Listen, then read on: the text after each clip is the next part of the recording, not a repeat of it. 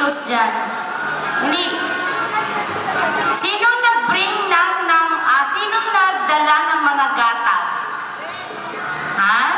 Nagdala kayo ng gatas? Wala.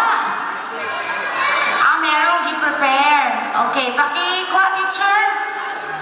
Teacher Lisa, pakikuha doon sa room 1. Teacher Lisa, pakikuha doon sa room 1 ang mga pang-parlor games.